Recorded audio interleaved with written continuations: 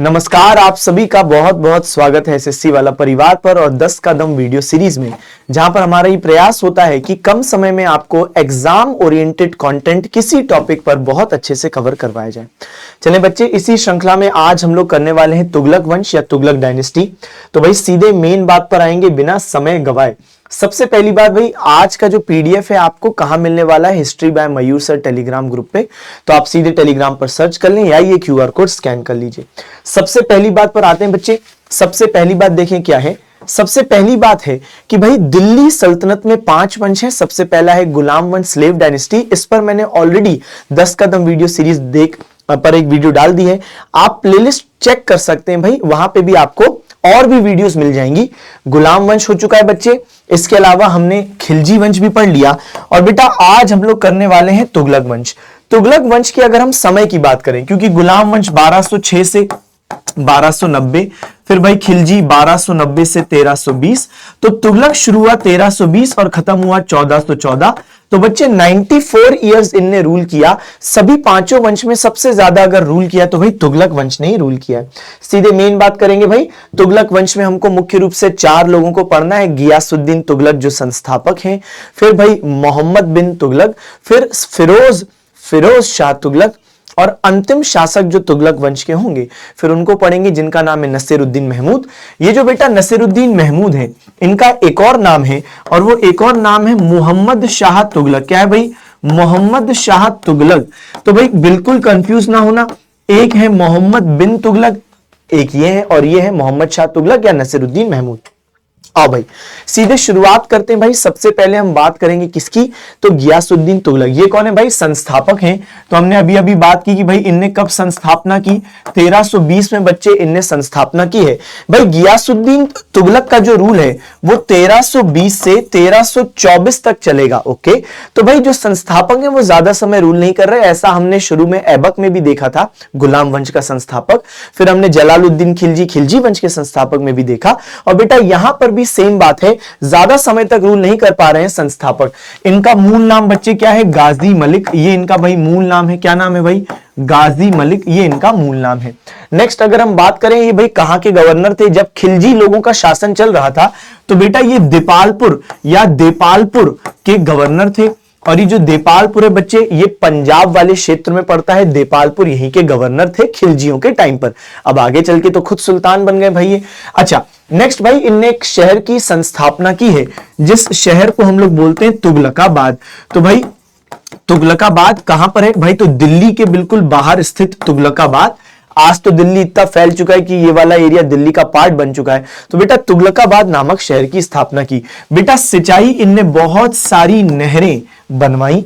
भारत में सबसे पहला सुल्तान जिसने नहर यानी बेटा कैनाल्स बनवाना शुरू किया सिंचाई के लिए, तो भाई ये कौन है? ये है गियासुद्दीन तुगलक का काम। मृत्यु की बात करें तो भाई 1324 में मृत्यु हुई।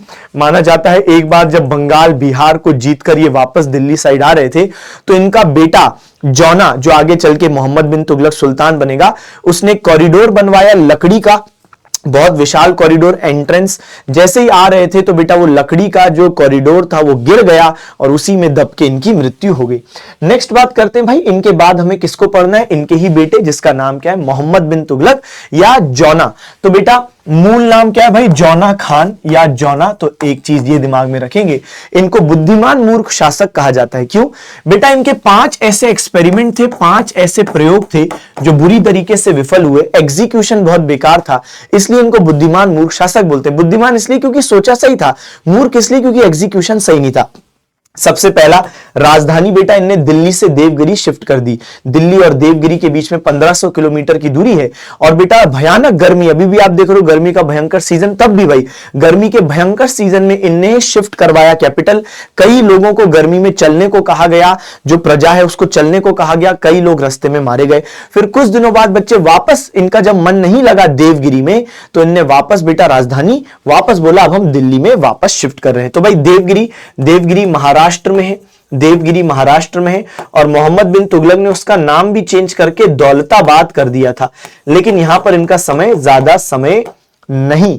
तो भाई इनने जो समय वहां बिताया वो ज्यादा समय का नहीं था, कुछ ही क्षण, कुछ ही समय रुके और उसके बाद वापसी हो गई। भाई सांकेतिक मुद्रा की शुरुआत की, यानी टोकन करेंसी की शुरुआत की। असल में इल्तुतमिश, आपने अगर सुना हो, उसने चांदी के सिक्के टंका शुरू किए थे और वो अभी भी इंडिया में चल रहे हैं, मोहम्मद बिन तुगलक के टाइम तक चल रहे हैं। लेकिन बेटा मोहम्मद बिन तुगलक के टाइम पे चांदी बहुत शॉर्टेज हो गई, चांदी की, सिल्वर की। तो बेटा इसकी वजह से इसने क्या बोला भाई, मोहम्मद बिन तुगलक ने, कि जो चीज अवेलेबल है कांसा, ब्रॉन्ज, उसके ही सिक्के हम लोग मार्केट में इशू करते हैं। तो इन्होंने क्या किया, कांसे के सिक्के इशू किए और वो उतने ही वैल्यू के जो चांदी के सिक्के थे, यानी सिक्का कांसा का होगा लेकिन उस पर जो वैल्यू लिखी होगी वो उतनी ही होगी जो चांदी के सिक्कों की वैल्यू थी।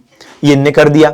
लेकिन बेटा इसमें समस्या क्या हो गई, अब कांसा तो सस्ता होता है, तो बेटा लोग ना कच्चा कांसा, रॉ कच्चा कांसा खरीद के ले आए और उस पर बेटा हायर वैल्यू लोगों ने लिख दी। और भाई उसकी वजह से मार्केट में लोगों ने इसको बिजनेस बना दिया कि सस्ता कांसा खरीदो और उसको मार्केट में महंगे में बेच दो, यूज कराओ। तो बच्चे इसकी वजह से मार्केट में बहुत ज्यादा ऐसे सिक्के हो गए, तो क्या हो गया, महंगाई हो गई भाई, बहुत जबरदस्त महंगाई हो गई। यानी ये एक्सपेरिमेंट भी फेल हो गया, इनको सिक्के वापस लेने पड़े। करों में वृद्धि, बेटा गंगा यमुना दोआब क्षेत्र, गंगा यमुना दोआब क्षेत्र में इनने कर बढ़ाए, लेकिन उस समय बढ़ाए जब अकाल आया हुआ था। अब अकाल में कौन कर बढ़ाता है, लेकिन इनने बढ़ा, इसलिए लोगों ने यहां पर भी इनको बुरा भला कहा।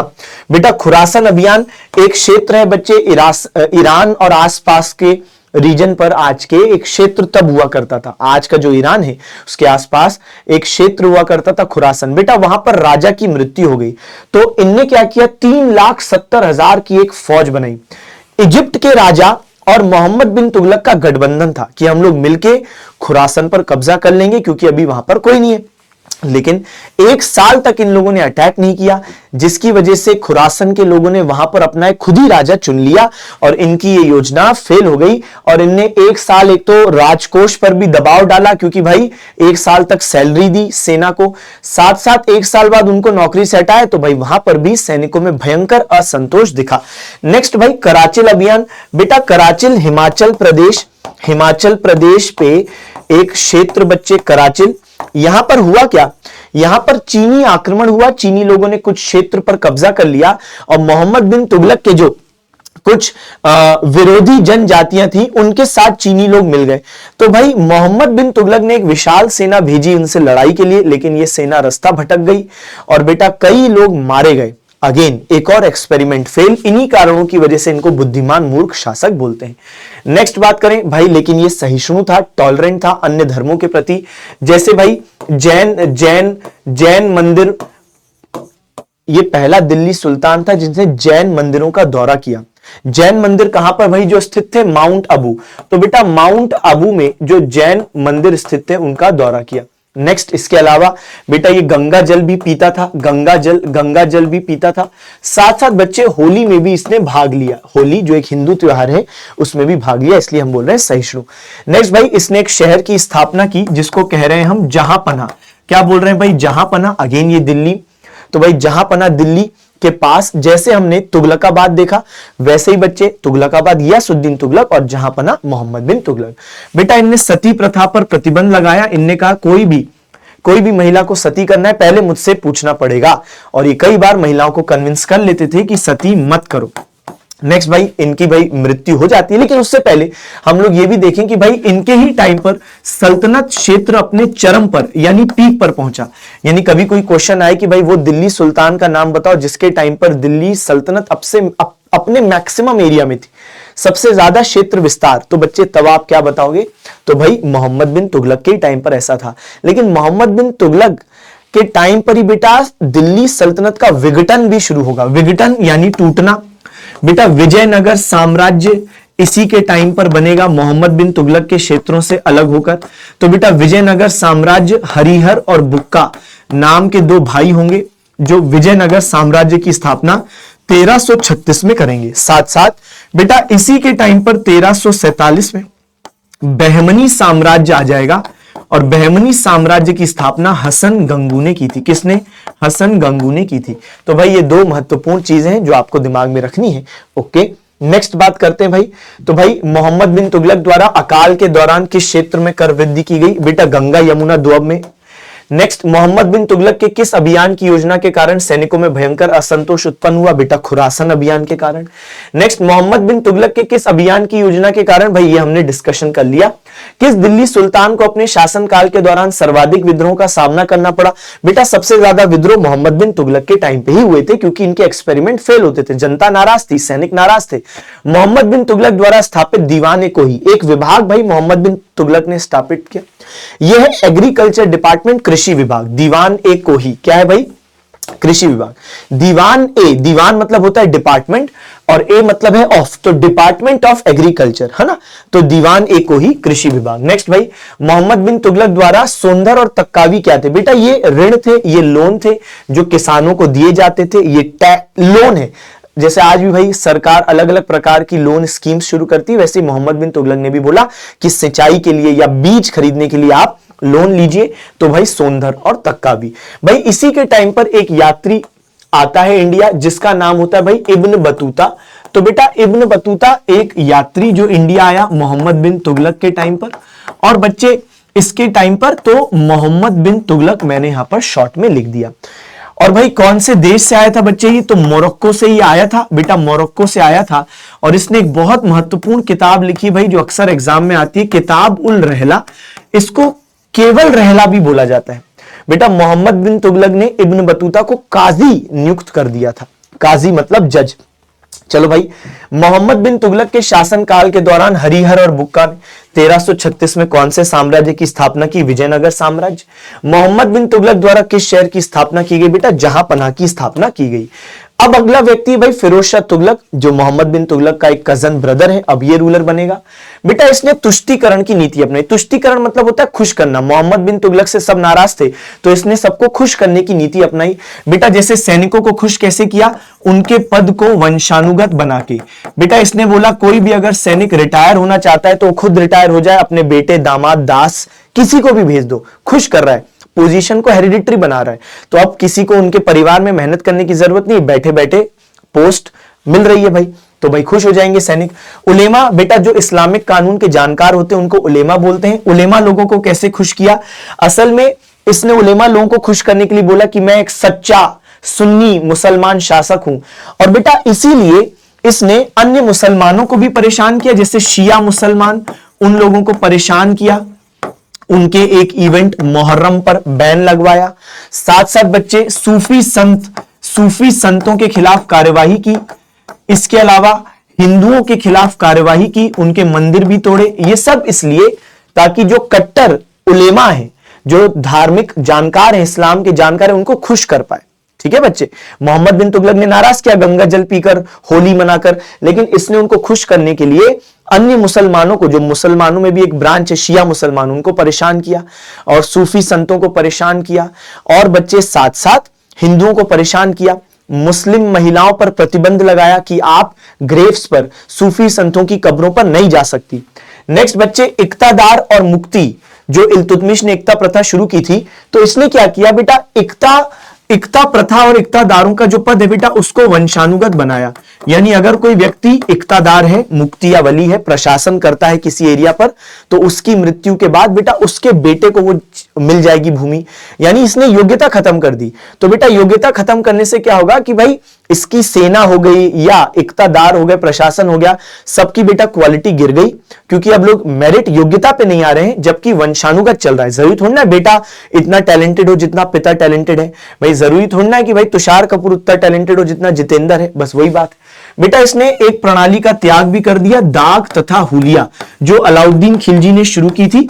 तब मैंने आपको इसके बारे में डिटेल में पढ़ाया था। आप चाहो तो बेटा दाग और हुलिया आपको खिलजी वंश की 10 का दम वीडियो सीरीज में मिल जाएगा, आप वहां डिटेल में दाग तथा हुलिया जान सकते हो।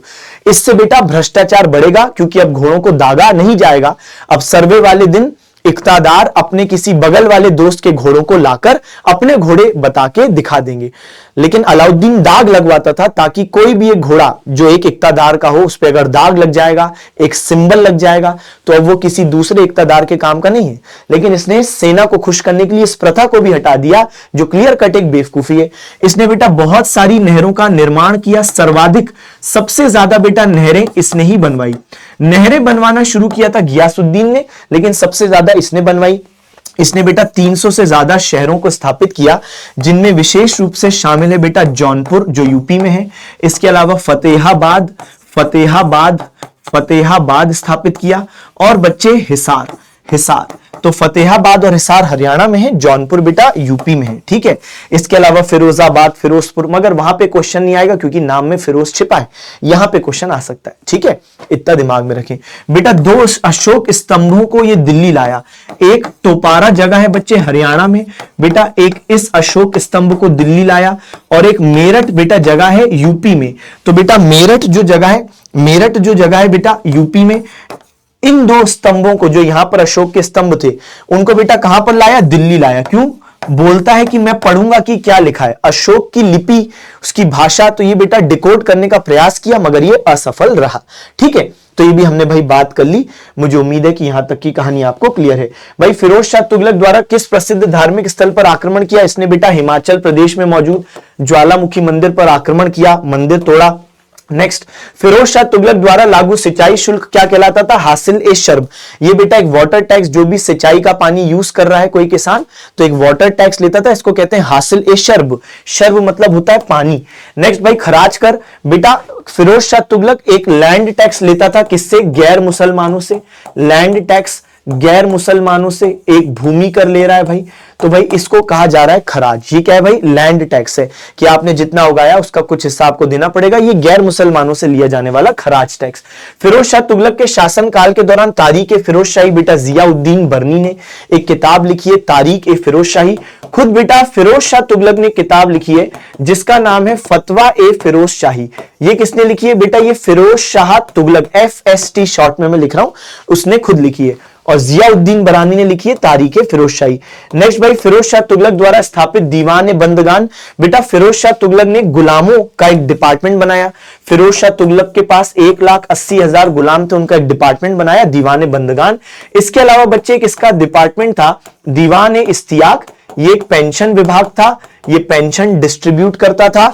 इसके अलावा बच्चे एक डिपार्टमेंट था फिरोज शाह तुगलक का दीवान खैरात, ये दान विभाग था, चैरिटी करता था, जैसे गरीब मुसलमान लड़कियों की शादी, अनाथ विधवाओं की देखभाल, तो ये भी काम था। नेक्स्ट भाई लास्ट चीज देखो बेटा, तैमूर लंग ने इंडिया पर आक्रमण किया था तुगलक वंश के दौरान। तो बेटा तैमूर ईरान और आसपास के क्षेत्र का शासक था। इसने बेटा इंडिया में कब आक्रमण किया? 1398। और बेटा उस टाइम पर सुल्तान कौन था? वही नसीरुद्दीन महमूद, जो भाई अंतिम जो व्यक्ति है ना, नसीरुद्दीन महमूद। तो बेटा यही रूलर था नसीरुद्दीन महमूद, इसको मोहम्मद शाह तुगलक भी बोलते हैं। 1398 में अटैक हुआ दिल्ली पर, मोहम्मद शाह तुगलक अपने लोगों को छोड़ के गुजरात भाग गया, और तब तैमूर ने भाई बुरी तरीके से दिल्ली में आतंक मचाया, लोगों को मारा, लूटा, और जाते जाते पंजाब क्षेत्र पर अपने गवर्नर को स्थापित कर दिया। और उस गवर्नर का नाम क्या है बच्चे? खिज्र खान। क्या नाम है? खिज्र खान। आगे चल के बच्चे खिज्र खान ने मोहम्मद शाह तुगलक या नसीरुद्दीन महमूद को मार डाला, और इस प्रकार बेटा सैयद वंश की शुरुआत की, जो हम अगले उसमें देखेंगे। तो खिज्र खान ने सैयद वंश स्थापित किया, जो दिल्ली सल्तनत में चौथा वंश है, और खिज्र खान ने ही मोहम्मद शाह तुगलक को जान से मार के तुगलक वंश खत्म कर दिया। ठीक है बच्चे, यह है तैमूर जिसने आक्रमण किया था। चलो भाई, तो 1398 में जब आक्रमण हुआ तो भाई कौन रूलर था? मोहम्मद शाह तुगलक या नसीरुद्दीन महमूद, ये अंतिम तुगलक शासक है। आपके लिए एक होमवर्क भी है बच्चे, भारत में सांकेतिक मुद्रा की शुरुआत किसने की? आज भी हमने पढ़ा। टोकन करेंसी की शुरुआत किसने की? आप जरूर कमेंट सेक्शन में बताइएगा। भाई आपको उम्मीद है ये वीडियो सीरीज अच्छी लग रही होगी। कमेंट सेक्शन में बताएं कि भाई क्लास कैसी लगी, कोई इंप्रूवमेंट फीडबैक है जरूर बताएं। Thank you very much.